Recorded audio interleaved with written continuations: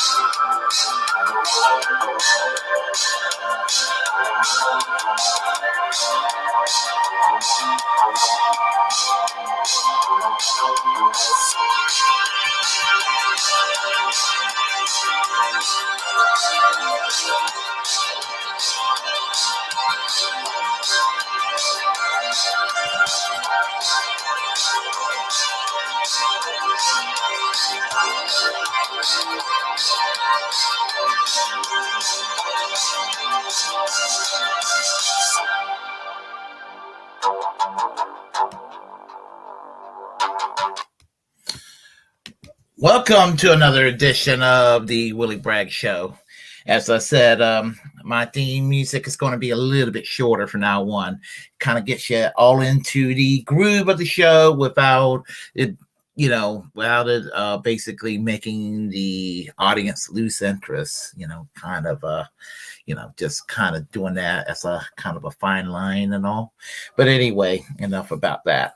So I want to discuss this whole issue with the $40 billion that's being sent it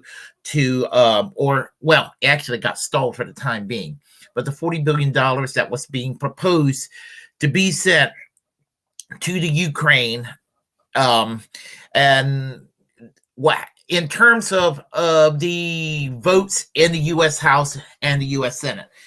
As most of you already know, that pretty much, I don't know how many Democrats, if any Democrats, voted against it. Apparently, the entire squad voted in favor of it. 57%, 57 Republicans voted against it, including some very bad people, which puts me in a very precarious situation. Although in the U.S. Senate, Rand Paul voted against it, and that's less controversial with me. So you kind of know where I'm going with this. So what I'm going to do is I'm going to play you a segment from the Jimmy Dore show where I'm going to take issue with some aspect of what Jimmy Dore have to say. Anyway, let me go ahead and do just that.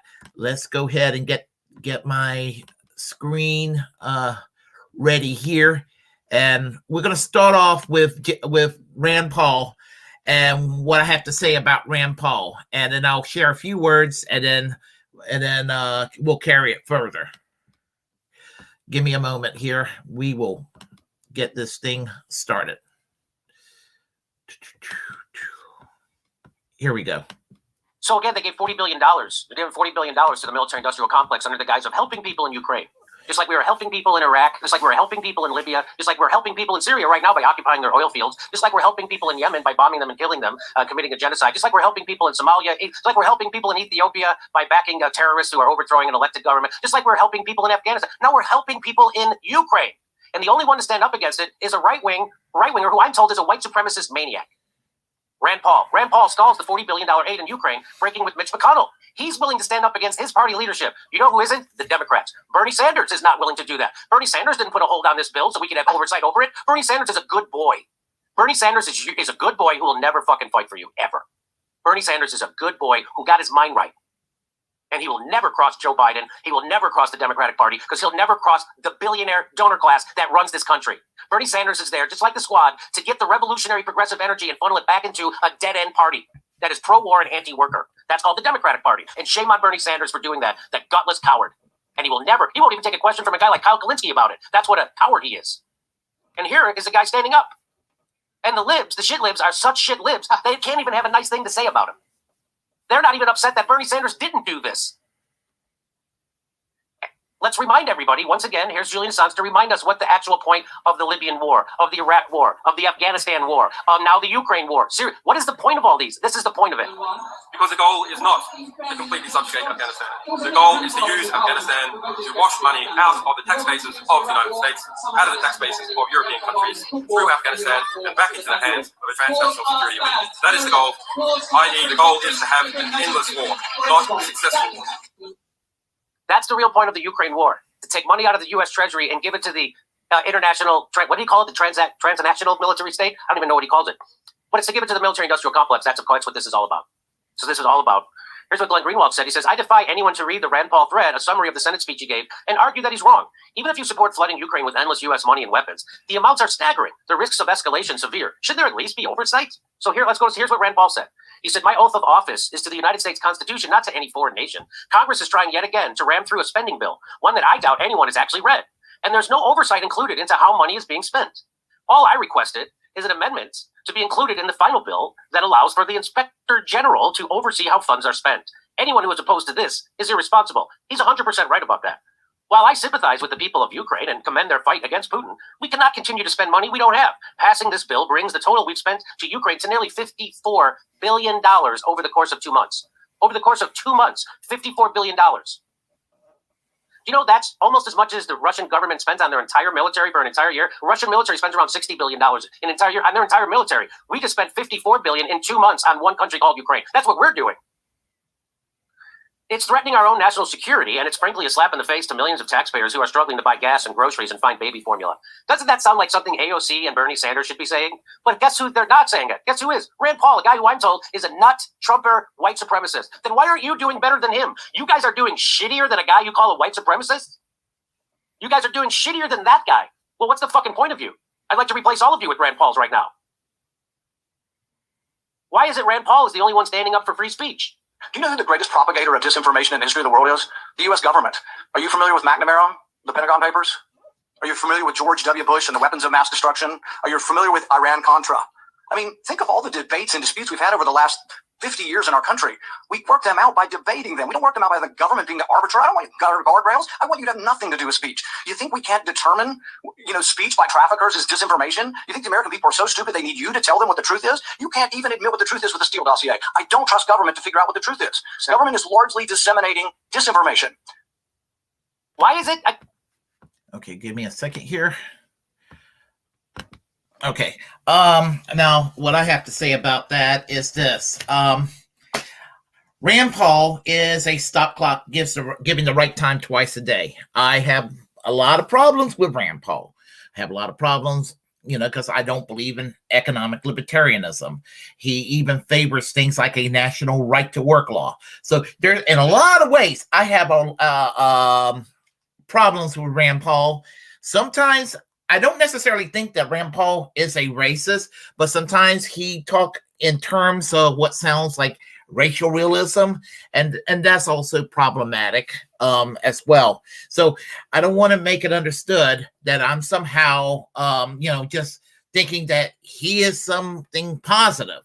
But, thing about it is, there is a saying about the stop clock giving the right time twice a day. You listen to Rand Paul when it comes to things like criminal justice reform, it sounds like it could come from somebody from Black Lives Matter about, law enforcement getting military equipment from the Pentagon. I mean, Black Lives Matter have addressed issues like that. So has Rand Paul.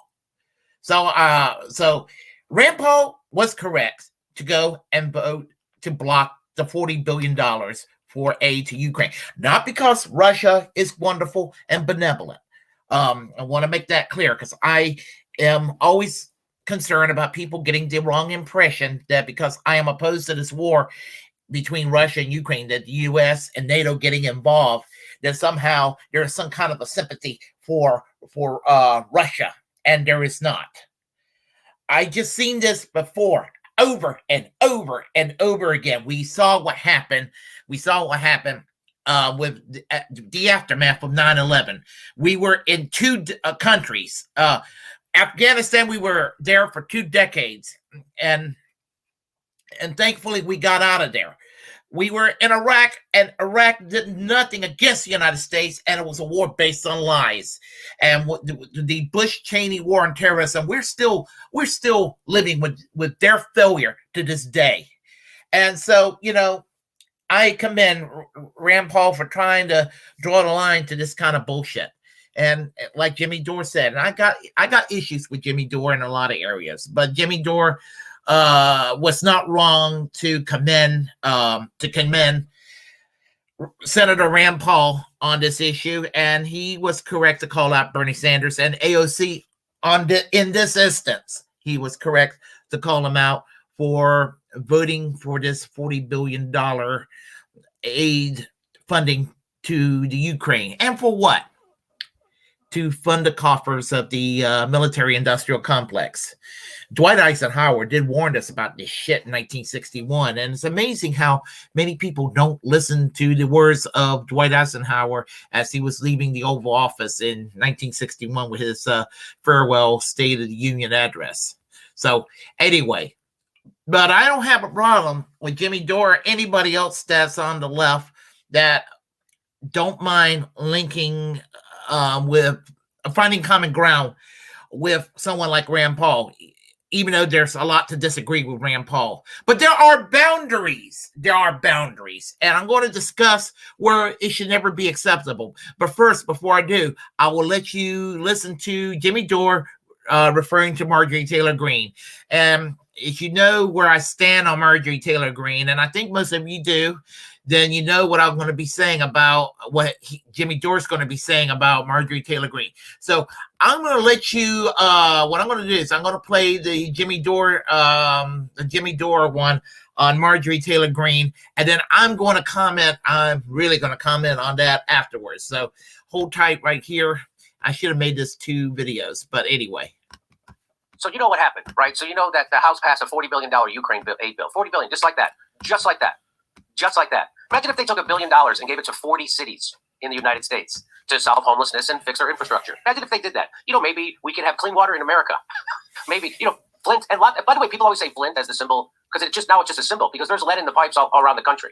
Mm-hmm. It's not just in Flint, but they still haven't fixed it. And what would it cost? I don't know, couple of $1 million. What would it cost? Couldn't be much. Yeah. Anyway, and they just won't do it. So, but they will do this at the drop of a hat. Why? Because the people who are in power, the people who are elected to serve us, they're not elected to serve us, okay? They're chosen, they're pre-selected by the military-industrial complex, Wall Street, big pharma, healthcare, and oil subsidies, and oil company subsidies, and big tech. They're pre-chosen by the oligarchy. There's only a handful of billionaires who run this entire goddamn country, and this is proof of that. And because why wouldn't they just do this? Why wouldn't the Democrats just go $40 billion to 40 cities, and they would get reelected forever, just like FDR did? But they're not. They won't do it. Why? Or to anything we got going on. I mean, we have a baby formula shortage. Why not look into addressing that? I mean, we've already sent $20 billion to Ukraine. This would make it $60 billion almost in 10 weeks. That's like as much as we basically sent a State Department over to Ukraine, or we would have sent like a whole Twitter and a half over to Ukraine. And the thing that's crazy about this, Jackson, is when they passed this, every Democrat voted for it, including people who are supposed to represent the disenfranchised black and brown people. And we know they just went along with the military-industrial complex, meaning every member of the squad, every single member of the squad voted without argument, without objection, without any kind of discussion to give $40 billion in aid, which is $7 billion more than Joe Biden even asked for. That's how corrupt they are. But guess what? 57 Republicans voted against it. Jimmy, why would they be doing that? Because the Democratic Party is going through a realignment. They are fully and 100% a right-wing pro-war party, even more so than the Republicans. Now it takes the Republicans to stand up and give the anti-war message. And you mean like Republicans that everybody likes, Republicans who are reasonable and moderate? No, I'm talking about the people they point to as crazy. The Democrats are so craven and corrupt that they can make these people look like truth tellers. Who am I talking about? Marjorie Taylor-Greene. They were trying to get her disbarred from running. And now you're going to find out why, because she's willing to tell the truth about our foreign policy. Apparently, she didn't get the call from the CIA yet. Thank you. A rise in opposition to the Ukrainian supplemental bill, $40 billion. But there's no baby formula for American mothers and babies. Now, there's a poem written in 1970 called Whitey's on the Moon. Can you find that and send me the lyrics? Or called Whitey's on the Moon. And in that poem, he would say, a rat just bit my little sister, but Whitey's on the moon. We can't afford breakfast, but Whitey's on the moon. Because that was right after Whitey had gone to the moon. And it was kind of like their version of, we can put a man on the moon, but we can't get housing to poor kids. We can't get nutrition. So that's what she's going to say. She's going to do, this is the 2022 white person's version of Whitey's on the moon. Right? Have you found it? Yep, I'm going to send you the lyrics right now. Who wrote it? It looks like a song. I only have song by Gil Scott-Heron. That's it. Okay, ready? Here we go. Thank you. A rise in opposition to the Ukrainian supplemental bill, $40 billion. But there's no baby formula for American mothers and babies. An unknown amount of money to the CIA in the Ukraine supplemental bill, but there's no formula for American babies and mothers. $54 million in COVID spending in Ukraine, but there's no formula for American babies and mothers. $900 million for nonprofits and organizations in Ukraine, but there's no formula for American babies and mothers. $8.7 billion for economic support and funding in Ukraine, but there's no formula for American mothers and babies. If this is about claiming that it's about saving lives, let's be real, then we would care about war-torn countries like Ethiopia. So that's a bunch of hypocrisy. So when you hear someone mention the war-torn country like Ethiopia that no one is mentioning, don't you think that's something that Ilhan Omar or Rashid Tlaib or Pramila Jayapal or AOC or Ro Khanna, don't you think that's the argument that they would be making? You think? I mean, they've... Well, here's the thing. We all know that Marjorie Taylor-Greene don't give a shit about people from Ethiopia, any black person or any brown person across the world. We know she doesn't give a shit about them because, let's face it, she's a fucking racist. As I said, Rand Paul has been accused of that, but I think there is wiggle room, and there is possibility, a doubt, when someone like Rand Paul acknowledges there's a police brutality problem against black people, whereas Marjorie Taylor-Greene, it probably praises police brutality against black people. That would be the difference. And so my beef with Jimmy Dore with this video is I don't have a problem with him, as I said, finding common ground with Rand Paul. But finding common ground with someone like Marjorie Taylor-Greene is just beyond the pale. There should be boundaries, in my opinion. I mean, I don't mean like mandated. I mean, it's just the morally correct thing to do is to never find a common cause with someone like Marjorie Taylor-Greene. When it comes to the baby formula thing she was talking about in Congress, she's only concerned with baby formula for white babies. She could care less about black babies. And I'm not one to sit there and accuse somebody who's conservative of being a racist, but Marjorie Taylor-Greene is a racist. When somebody is a racist, they're going to be labeled racist if they deserve to be labeled that.